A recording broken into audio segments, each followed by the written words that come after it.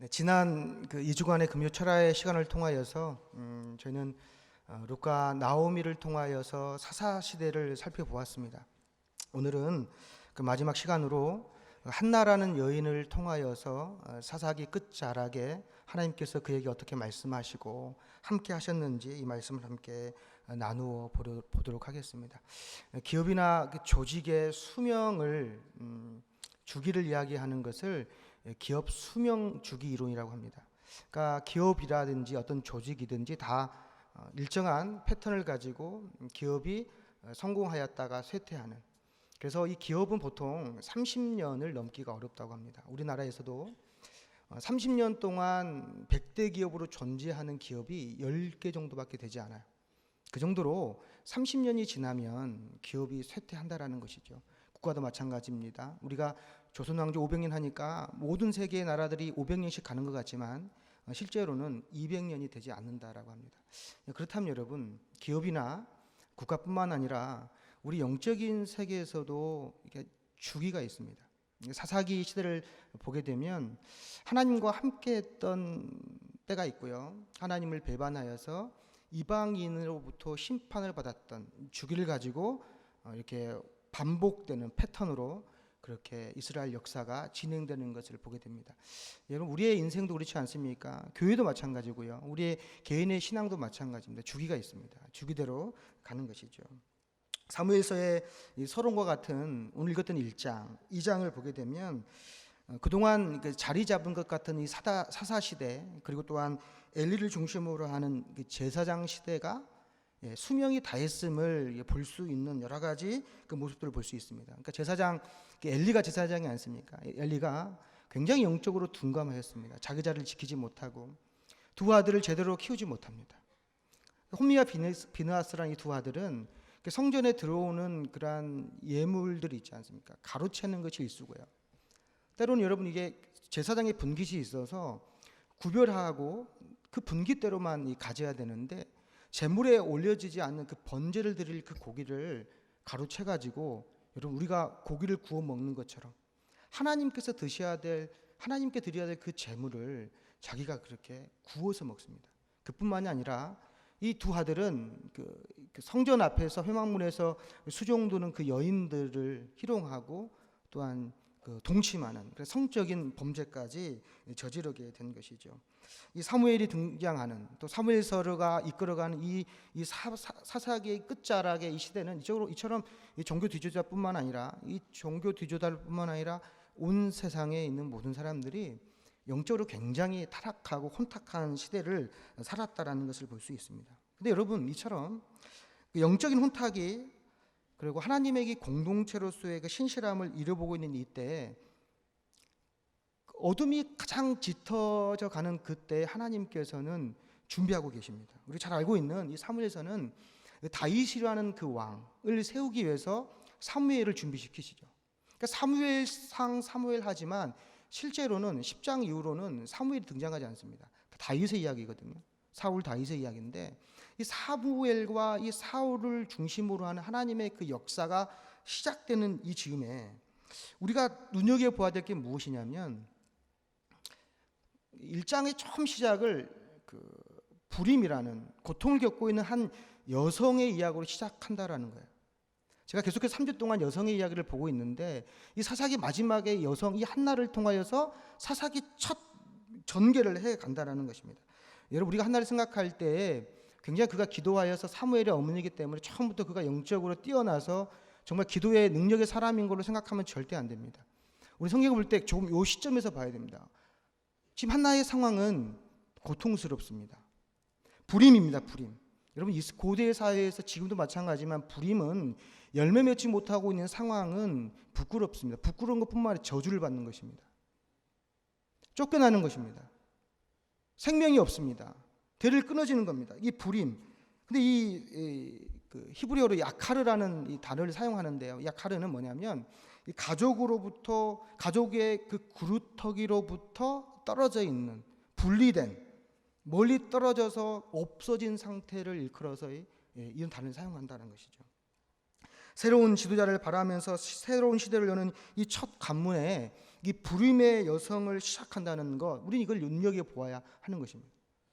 왜냐하면 처음부터 좋은 이야기가 나와야 되는데 정말로 곤란한 여자의 이야기로 시작된다라는 것이 아니겠습니까? 근데 여러분 성경을 살펴보게 되면 이 전환기에는 꼭 불임 여성이 나옵니다. 우리 잘 알고 있는 것처럼 아브라함은 친토 본토 아버지 집을 떠나서 그의 아내 사레가 아들 낳지 못해서, 그러니까 이삭을 받기 전까지 그가 삶이 믿음이 있냐 없냐가 다 그의 불임 때문에 일어납니다. 그의 아들 이삭도 마찬가지입니다. 그가 25장 말씀 보게 되면 아이가 없어서 고통 가운데 아주 신음합니다. 그때 기도하여서 하나님이 아들을 주셔서 쌍둥이를 낳는 거거든요. 마찬가지로 야곱이 가장 사랑하였던 라헬도 마찬가지입니다. 그에게만 아들이 없습니다. 가장 사랑받는 라헬이지만 본인에게는 아들이 없습니다. 고통스럽습니다. 하나님께 기도합니다. 그래서 하나님께서 아브라함과 사레와 리브가와 그리고 이 라헬에게 우리 잘 알고 있는 이삭과 야곱과 요셉을 주셔서 하나님의 역사를 이끌어 가게 하신다라는 것이죠. 근데 여러분, 우리가 이 하나님의 섭리를 보게 되면 굉장히 오묘한 것을 보게 돼요. 어떤 것을 보게 되냐면, 여러분 2주간에 저희가 성경을 보면서 하나님은, 우리는 우연처럼 보이는 그 사건과 만남들은 하나님께서 장면마다 전개시킨 다음에 만나게 하시거든요. 지난번에 룻과 나오미를 잘 보십시오. 룻과 나오미의 불임이거든요. 룻과 나오미는 남편도 죽고 자식도 다 죽었습니다. 그 다음에 남자가 없기 때문에 아이를 못 낳는다는 것은 결국 구조적으로 불임이죠. 생명력이 없습니다. 근데 하나님께서는 그 생명력 없는 룻과 그 나오미의 삶을 통해서 그에게 누구를 줍니까? 오벳을 통해서 나중에 다윗이 나게 하는 겁니다. 오늘 읽었던 이 한나라는 여인을 통해서도 마찬가지입니다. 이 한나라는 여인은 지금 보게 된 불임이잖아요. 그의 삶을 하나님께서 은혜 주셔서 그를 통해 누구를 낳게 합니까? 사무엘을 낳게 합니다. 한쪽에서는 하나님은 룻과 나오미를 통하여 다윗을 준비하시고요, 한쪽에서는 한나라는 여인을 통하여서 사무엘을 준비시키는 것이죠. 사무엘과 이 다윗의 만남은 이스라엘 역사를 새롭게 만드는 굉장히 중요한 인물들입니다. 그들이 이 여인들을 통하여 새롭게 된다는 것이죠. 사랑하는 성도 여러분, 여러분 삶이 한나처럼 그렇게 존귀한 삶이 되기를 축복합니다. 여러분, 우리가 이 새 시작을 알리는 특별 새벽 기도를 우리가 진행하고 있지 않습니까? 여러분, 새해가 좋으십니까? 안 좋으세요? 힘들었어요?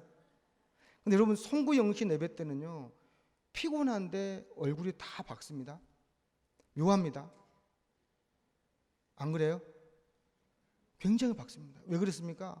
새해에 대한 소망과 기대를 품기 때문에 그렇습니다. 여러분, 냉정하게 한번 살펴볼까요? 12월 31일과 1월 1일 달라진 거 있습니까? 그 다음날 아침은 피곤뿐이다. 여러분 어떻습니까? 여러분 달라진 상황이 있습니까? 하루 잠 자고 일어났더니 집값이 1억 올랐습니까? 하루 자고 일어났더니 아들이 취직을 했습니까? 하루 자고 일어났더니 내 믿음이 한 자나 자랐습니까? 사실 하루가 지나도요, 우리 삶은 그다지 달라진 것이 없는 삶일 경우가 많다라는 겁니다. 여러분, 2019년은 작년보다 더 어려울 거라고 하지요. 집에 가면 자식도 취직을 못할 수도 있고요, 남편도 자영업 때문에 어려울 수 있어요. 이쪽을 보면 이쪽이 어렵고요, 저쪽이 보면 저쪽이 어렵습니다. 어려운 상황은 그대로인데 우린 새해 소망과 기대를 가지고 기도하지 않습니까? 어쩌면 우리는 새로움을 시작하는 가운데서 기대와 소망이 있지만 잠시 냉정하게 우리 삶을 바라보게 되면 걱정뿐이거든요. 여러분, 오늘 저는 이 말씀이 시작하는 이 한나의 이야기가 여러분에게 은혜가 됐으면 좋겠습니다. 한나의 고통과 아픔이 사무엘의 첫 장을 열었지만 그를 통하여서 예비하신 사무엘과 또한 그 사사기 룻기를 통하여서 준비하였던 이 다윗과의 만남을 통하여서 이스라엘 백성이 약속의 자녀가 되어서 하나님의 백성이 되었던 것처럼 우리의 시작이 잠시 미약하고 아직 열매를 맺을 수 없을 것 같은 고통과 어려운 삶의 현실이 있을지라도 오늘 말씀을 의지하여서 우리 모두가 이 연말에는 사무엘과 다윗과 같은 복된 삶을 살아가는 여러분 되시기를 축복합니다. 여러분, 한나가 겪고 있는 이 불임의 고통, 이 고통이 잘 보게 되면 그것만으로서 힘든 게 아닙니다. 한나가 힘든 이유는 그와 함께 살고 있는 다른 여인 누구죠? 동생 이름이 분인나. 그러니까 한나는 분인나만 보면은 분이 나요. 굉장히 분이 납니다. 그래서 분이 납니다. 예, 알고 계셨어요? 아셨죠?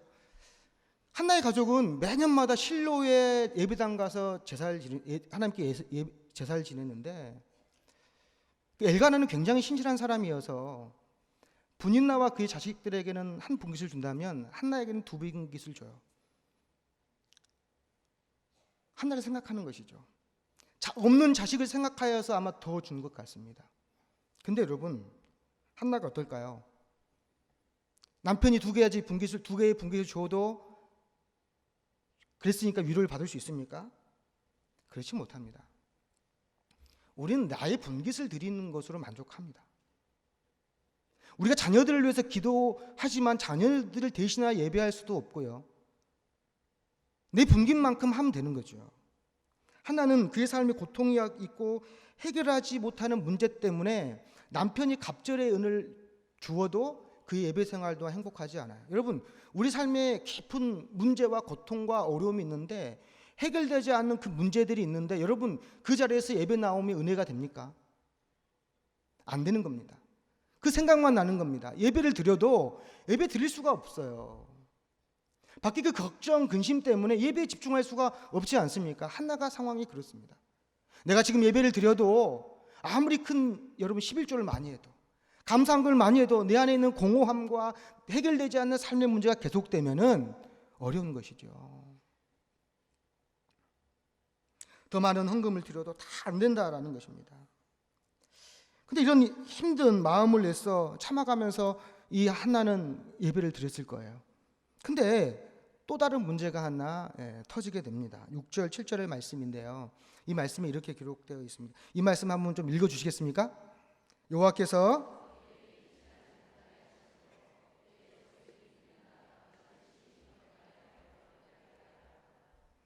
한나가 여호와의 집에 올라갈 때마다 남편이 그같이 하매 분인나가 그를 격분시키므로 그가 울고 먹지 아니하니. 여러분, 성경은 이 분인나를 바라볼 때 한나의 시각으로 바라봅니다. 적수라고 합니다. 적수. 그의 적수 분인나라고 표현하거든요. 여러분, 한 집에 살고 있지만 분인나가 가족이 아니라 적수입니다. 여러분, 익숙하지 않습니까? 우리 집안을 보세요. 가족이지만 적수가 있습니까?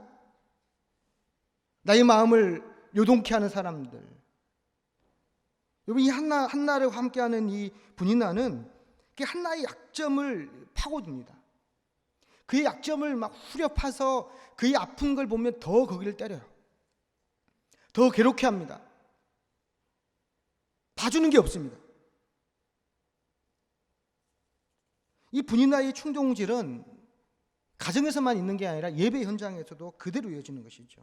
여러분, 실로의 예배는 축제입니다. 축제 예배입니다. 이 축제 예배에서 여러분, 한나는 홀로 외롭습니다. 모두가 기뻐하는 그 예배 자리에서 한나 혼자만 고통스러운 것이죠. 죽고 싶을 만큼 고통의 절기가 되었습니다. 여러분, 결국 한나는 이 축제의 절기 내내 울면서 식음을 전폐하게 되는 것이죠. 그리고 울고 또 굶고 정말 눈물 콧물 다 쏟아 보았지만 한나의 온통함이 해결될 길이 없습니다. 예배를 드려도 고통이 사라지지가 않는 것이죠. 여러분, 우리 삶에 가장 좋아해야 될 그 예배와 축제의 자리에서도 우리는 삶을 고통스럽게 하는 존재들이 우리 가운데 있습니다. 우리의 마음을 아픈 것만 집요하게 파고드는 공격수들, 적수들이 우리 가운데 있다는 것이죠. 여러분, 한나가 얼마나 힘들었을까요? 저는 오늘 말씀을 보면서 한 주간 동안 한나를 묵상해 봤어요. 그 주변의 성도님들을 선방하고 만날 때마다 하나님, 한나와 같은 고통 가운데 있는 사람이 누가 있을까요? 한나처럼 말할 수 없는 탄식으로 기도하면서 절망하고 있는 사람들이 누가 있을까요? 대상을 알지 못했지만 수많은 한나를 위로하면서 기도하였습니다. 사랑하는 성도 여러분, 혹시 여러분이 한나라면 혹시 이와 같은 절망과 고통 가운데 삶에 있다고 한다라면 오늘 말씀으로 위로받기를 축복합니다. 그 위로가 우리 가운데 있으면 우리가 살아갈 수 있다라는 것이죠. 가정에서도 예배의 자리에서도 도망치고 싶어도 벗어날 수 없는 삶의 고통에 있는 한나의 고통, 여러분 느낄 수 있을 거라 생각을 듭니다. 그런데 여러분, 오늘 말씀에서 주의 깊게 살펴볼 것은 한나가 겪고 있는 이와 같은 고통이 누구 때문에 일어났냐는 거예요. 왜 이와 같은 일이 벌어졌을까? 조금 전에 여러분 읽었던 성경 말씀 6절의 말씀을 보게 되면 여호와께서 그에게 임신하지 못하게 하심으로라는 본문이 있습니다. 여기 말씀을 통해서 우리가 알고 있는 건 뭐냐면, 이 한나의 불임이 한나에 갖고 있는 육체의 질병이나 남편 엘가나의 질병이나 그들의 죄악 때문에 문제가 있는 것이 아니라, 오늘 말씀 보게 되면 한나에게 찾아온 고통은 하나님이 한나의 태를 막으셨기 때문이라고 성경은 말하고 있어요. 그들의 잘못이 아니라는 것이죠. 한나 또 엘가나, 그들의 문제가 아니라 하나님께서 그들에게 주어 주실 축복을 잠시 유예하고 계시는 것이죠. 하나님의 때를 위하여서 잠시 하나님이 참으시는 중에 기다리고 계시는 중이라고 성경은 말씀하고 있어요. 여러분 삶을 돌아보면 열매는커녕 여러분 사방이 우겨쌈을 당하는 것 같은 고통 속에 우리가 처해 있을 수가 있습니다. 수고를 다 하고 애썼는데도, 열심히 예배하고 하나님을 섬겼는데도 일이 잘 풀리지 않습니다. 그래서 열매 맺지 못하는 그런 상황 때문에 여러분 내 신앙을 오해받습니다. 나의 수고를 평가받습니다. 잘못된 것으로 모진 멸시와 그런 비판을 받을 수 있다라는 것이죠. 한치 앞을 내다볼 상황 속에서도 울어도 소용이 없고요, 주변의 어떠한 도움의 손길로도 구원받지 못하는 울며 주저앉고 포기하고 싶은 상황이 우리 삶 가운데 있다라는 것입니다. 근데 여러분, 우리 삶 가운데서 이처럼 이와 같이 막혀있는 삶의 연실이 만약 하나님께서 막고 있는 상황이라면 그 절망이, 그 시간이, 그 장소가 결코 절망의 문이 아닐 수도 있다는 겁니다. 사람들 생각하기에 절망하고 포기해버릴 실패의 자리라고 생각할 수 있는 그 자리가 절망의 문이 아니라는 거예요.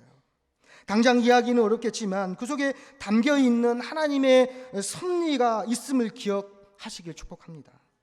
하나님이 막으셨다라는 것은 분명 하나님이 허락하지 아니하셨기 때문에 그렇게 된 것이고요, 막혀있는 절망의 문에서 하나님이 허락하심을 바라면서 그 문을, 그 절망의 문을 소망의 문으로 변화시킬 주님을 소망하며 소망을 품고 기도하는 여러분 되기를 축복합니다.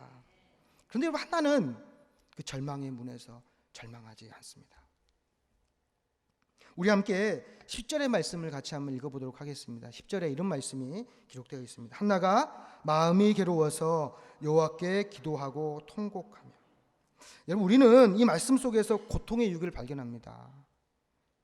여러분, 한나에게 찾아온 이 마음의 괴로움이 그녀를 하나님께 인도하여 기도하게 하였다라는 것이죠. 괴로움이 가득한 그 지점, 인생의 이 마라, 이 괴로움이 말하지 않습니까? 인생 그 마라에서 기도한 것입니다. 여러분, 우리 가운데 찾아오는 삶의 고통과 어려움은 우리가 은혜의 보좌 앞에 수시로 나아갈 수 있는 동기를 제공함을 여러분 기억하시길 바랍니다.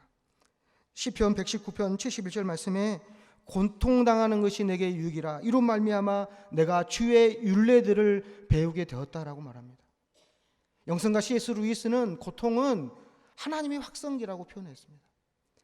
평상시 때 들리지 않았던 하나님의 음성, 하나님의 인도하심이 나의 고통과 고난의 때에 더 크게 들린다라는 것이죠. 고통의 때에, 고난의 때 하나님과 더 친밀한 관계를 갖는다라고 말씀하고 있는 것이죠.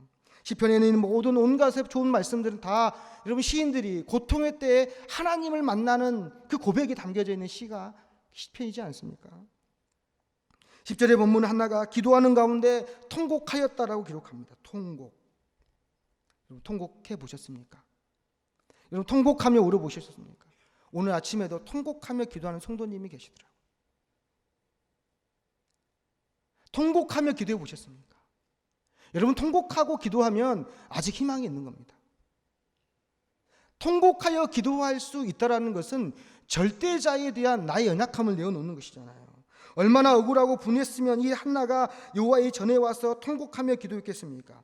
하나님 앞에서 한나의 울분과 같은 통곡 기도는 결코 부끄러운 것이 아닙니다. 때문에 우리는 그 한나처럼 기도하는 사람을 멸시해서는 안 됩니다.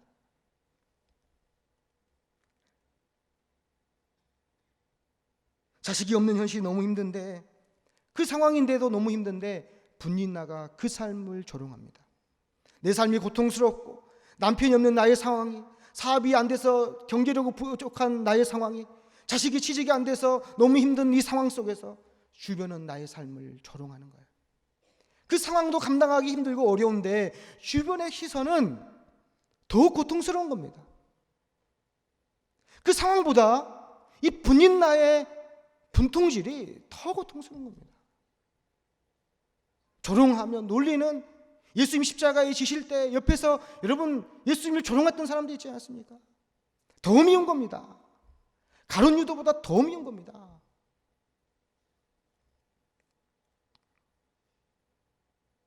하나는 고통 속에서 기도하는 중에 결단하여서요, 하나님을 향하여 적극적인 결단의 기도를 시작합니다.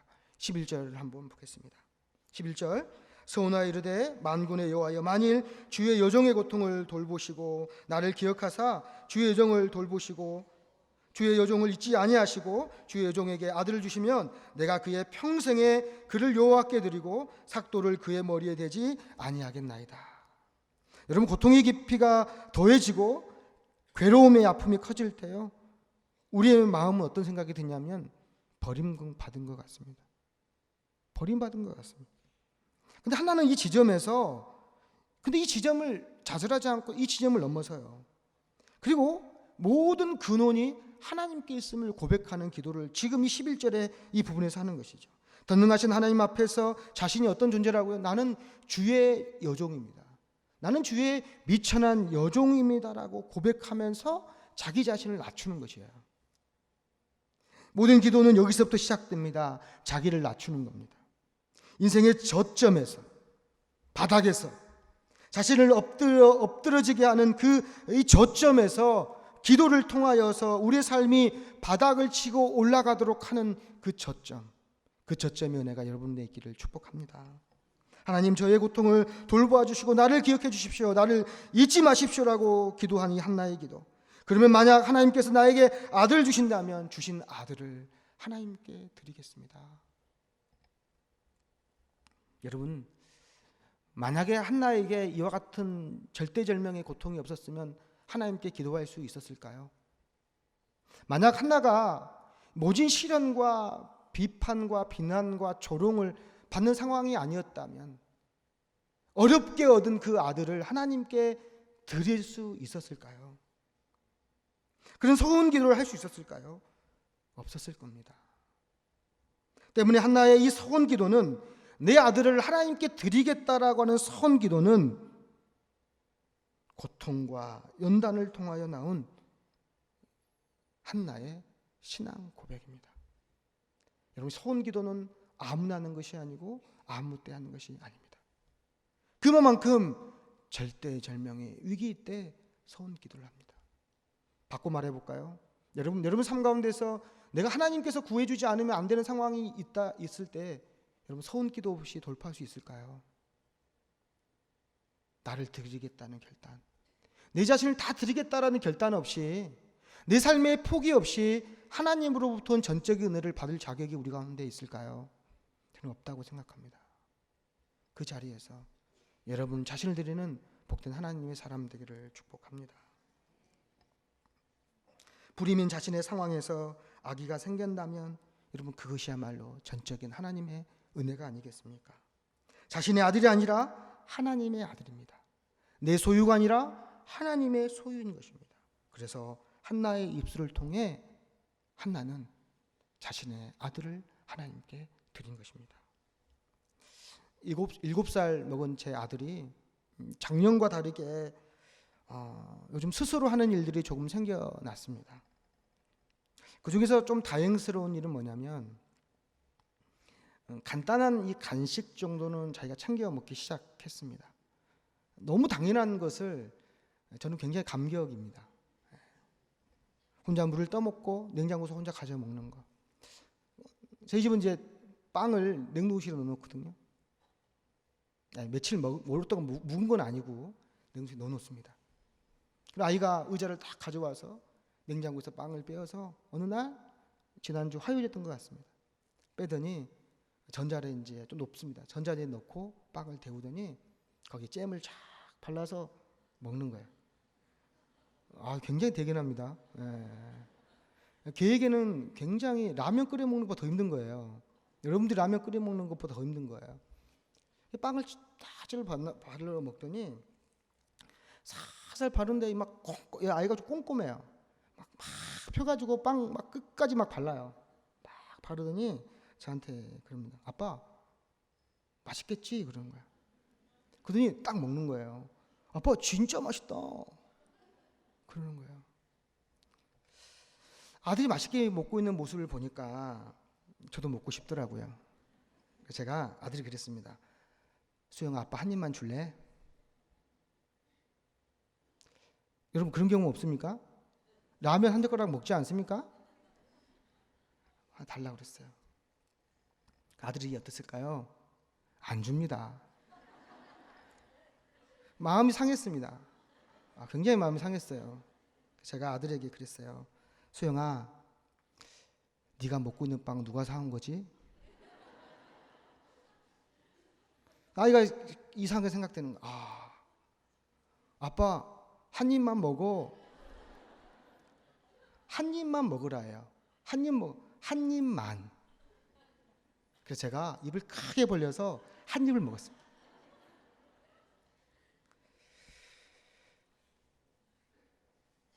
빵이 어디로부터 왔는지 알지 못하면 절대 빵을 주지 않습니다.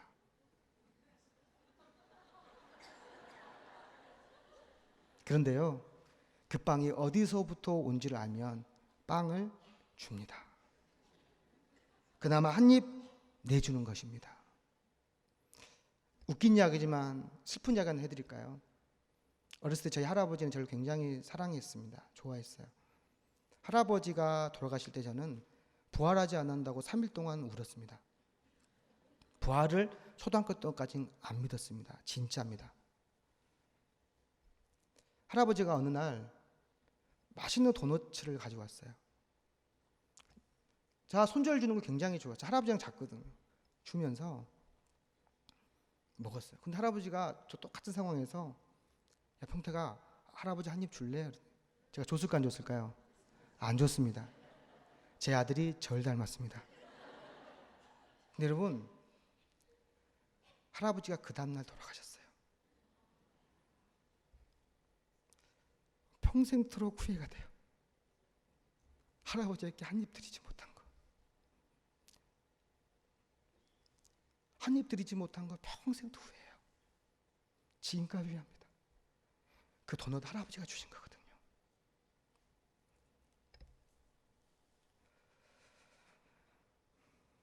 우리 삶에 필요한 모든 것이 하나님께로부터 나온 것임을 깨닫지 못하면 우리는 하나님께 드릴 수 없습니다. 그것을 알아야만 드디어 하나님께 한 입 내어드리는 겁니다. 여러분, 11조와 감사헌금이 바로 한 입이에요. 빵 한 입이에요. 나의 삶이 하나님께로부터 나온 것임을 알고 하나님께 한 입 내어드리는 겁니다. 하나님 것인 알면 드릴 수밖에 없어요. 깨닫지 못하면 드릴 수 없어요. 드릴 수 없을 때가 와요. 사랑하는 성도 여러분, 우리 모든 것이 하나님의 것임을 기억한 여러분 되기를 축복합니다. 만약 우리가 우리의 근원을 기억하지 못하고 내 것으로 착각한다면 하나님은 우리에게 다가와서 이렇게 말씀하실 겁니다. 네 빵, 네가 들고 있는 그 빵 누가 주었냐? 그토록 소중하게 여긴 나의 삶의 토대, 그리고 사랑하는 자식과 가족들, 나의 것으로 착각하면 하나님께서 다가와 말씀하세요. 네 돈 누가 주었냐? 네 사랑하는 가족, 네 아들, 딸, 네 아내와 남편 누가 주었냐? 하나님 물으셔요. 여러분, 그 음성이 있을 때마다 하나님입니다. 하나님입니다. 그렇게 고백하는 여러분 되기를 축복합니다. 한나는 아들을 간절히 바라는 중에 자신의 근원이 어디인지를 깨달았습니다. 우리 삶의 결핍이 찾아올 때 우리는 그것을 간절히 구하지 않습니까? 왜 그렇습니까?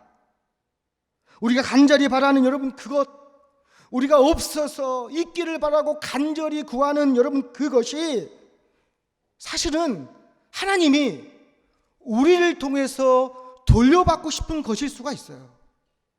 네 입술을 통하여서 하나님의 것입니다, 하나님께 드리겠습니다라는 고백을 받고 싶은 것일 수 있어요. 가장 소중한 것 없어서 간절히 구하였지만 하나 들어온 그 은혜 하나님께 드리는 것. 자녀의 문제, 직장의 문제, 물질의 문제 등 우리가 결핍을 경험하고 있는 수많은 문제들이 결국 하나님께 달려있는 것이고, 하나님이 그 결핍을 채워주실 때 그것을 다시 하나님께 드려야 한다는 것입니다. 여러분 기억하십시오. 여러분의 오랜 기다림 중에서 간구한 중에 이루어지지 않은 일들이 있다면, 그리고 그 결핍으로 인하여서 받게 된 수치와 고통이 여러분 크면 클수록 하나님이 그것을 여러분을 통하여 받고 싶은 것입니다. 결핍의 때, 고통의 때 우리는 하나님이 우리의 삶에 원하시는 것이 무엇인지 들을 수 있어야 합니다. 그리고 그 자리에서 서운할 수 있어야 합니다. 그런데 여러분, 한나가 이와 같은 기도를 하게 될 때 여러분 기도의 차원이 완전히 달라졌습니다. 한나가 오랜 기간 기도하는 동안 이제는 소리를 내지 못하고 침묵 가운데 기도하기 시작했습니다. 입술은 움직이는데 기도 소리가 들리지 않습니다. 하나는 이제부터 영의 기도가 시작되는 거예요. 한나의 기도는 통곡의 기도에서 머물지 않고 깊은 침묵의 기도를 통하여 하나님과 만나는 기도를 드리게 됩니다. 요동치는 마음의 고통 뒤에 찾아온 고요한 평안이 이 한나에게 찾아온 것입니다. 그러나 여러분, 안타깝게도 엘리는 한나의 그 소리를 듣지 못합니다. 그리고 어떻게 하죠? 한나를 책망합니다. 언제까지 치아 아래에 있으려나? 포도주와 독주를 끊어라. 한나가 기도할 때 그는 술 취한 것으로 보았습니다. 하나님의 음성을 들을 수 없었던 엘리는 연약한 성도들의 영의 탄식 소리를 듣지 못합니다. 반대일 수도 있어요. 여러분, 신음하는 성도의 아픔을 헤아릴 수 없었기 때문에 어쩌면 그는 하나님의 음성을 듣지 못했을 수도 있습니다. 여러분, 어떤 경우입니까? 심령 깊은 곳에서 흘러나오는 성도의 탄식을 헤아리게 될 때 여러분 어찌 하나님의 음성을 듣지 못하겠습니까? 심령 깊은 곳에서 흘러나오는 성도의 탄식을 헤아릴 수 없는데 여러분 어찌 하나님의 음성을 들을 수 있겠어요? 영은 영으로 분별할 수 있습니다. 심령 깊은 곳에 헤아릴지 모르면 하나님의 영도 느끼지 못합니다. 근데 여러분, 다른 사람뿐만 아니라 우리는 우리 자신의 영의 깊은 탄식을 잊고 살아갈 때가 많지 않습니까? 영이 진정 필요로 하는 것이 무엇인지, 그 갈급함을 채우지 못하고 살아갈 때가 많다는 것이죠. 그래서 항상 내 육신이 필요한 것, 겉으로 보이는 겉모습만을 쫓아 살아갑니다. 내 영의 갈급함에는 관심이 없습니다. 그래서 오직 나의 겉사람의 탄식이 이끄는 삶을 살아갑니다. 내 육신이 원하는 필요, 그것들을 구하며 살아갑니다. 우리의 기도가 그럴 수도 있습니다. 내 영이 아니라 육이 원하는 것들을 찾아 나아가는 삶을 살아갈 수가 있는 것이죠. 속사람이 탄식할 그 기회조차도 주지 않습니다. 로마서 7장에 나와 있는 사도 바울이 고백했던 속사람과 겉사람의 충돌도 경험하지 못하고 살아갈 수 있는 것이죠. 그러나 여러분, 기도란 영적인 행위가 없으면 결코 우리는 내 영의 갈급함도 알 수 없습니다. 그렇다면 내 영의 갈급함이 언제부터 시작할까요? 아들이 없는 여러분이 한나의 결핍, 그 육신의 그 결핍부터 시작하였습니다. 여러분, 그 결핍에서 머물면 영의 결핍까지 가지 못하죠. 근데 여러분, 한나가 그 자리에서 신음과 통곡으로 기도하는 가운데 그가 영적으로 그가 무엇을 원하는지 깨달은 겁니다. 영의 필요라는 겁니다. 나의 영의 필요는 하나님이 원하실 때가 많습니다. 육의 필요는 내가 원하는 것이지만 영의 필요는 하나님이 원하신 경우가 많은데, 한나는 그 육의 기도를 통하여서 영의 기도까지 나아간 것이죠. 영의 결핍이 나의 필요를 채우는 강구로 나아갔다면, 영의 결핍은 하나님의 필요를 채우는 것으로 반응되게 되어 있다라는 것입니다. 영의 필요에 응답하는 이 한나의 기도를 통하여서 한나는 아들 사무엘을 드릴 수 있었습니다. 아들이 필요했던 겁니다.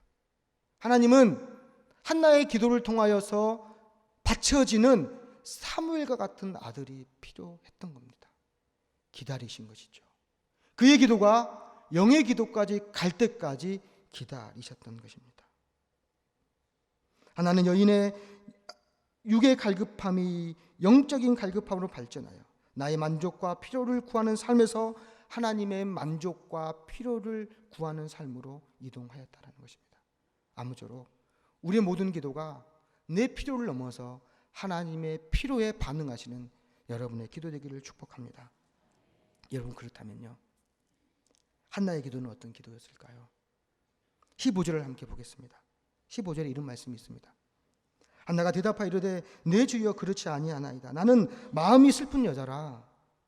포도주와 독주를 마신 것이 아니요 여호와 앞에 내 심정을 통한 것뿐이오니. 여러분, 한나가 말해요. 나는 슬픈 여자라. 나는 슬픈 여자라. 나는 마음이 슬픈 여자라. 여호와 앞에 나의 심정을 통한 것뿐입니다. 우리 통하다라는 이 전치사는 셰파크입니다. 여러분, 이 셰파크는 쏟는 겁니다. 그러니까 심정을 쏟는다라는 말은 의미는 뭐냐면 내 심령을, 내 영혼을 쏟아내는 기도예요. 우리 안에 있는 근심과 걱정, 염려, 불안들을 다 쏟아낼 때 내면의 평화가 찾아온다라는 것이죠. 하나님 앞에서 이런 격분하고 원통한 감정을 쏟아내는 기도야말로 여러분 담백하고 진솔한 영적인 고백이라는 것입니다. 자신의 고통을 하나님 앞에 밤새도록 쏟아내는 기도자는, 여러분, 그런 기도자는 때로는 더딜지라도요, 분명히 하나님께서 그의 기도를 응답하시는 줄로 믿습니다. 말씀을 마무리하도록 하겠습니다. 19절 보면 한나가 집을 돌아갔을 때 이런 말씀이 있습니다. 여호와께서 그를 생각하신지라. 따라하겠습니다. 여호와께서 나를 생각하신지라. 여러분, 목회자도 기도할 때 생각나는 성도가 있습니다. 그 영혼에서 기도하는 것이죠. 하나님도 그렇지 않겠습니까?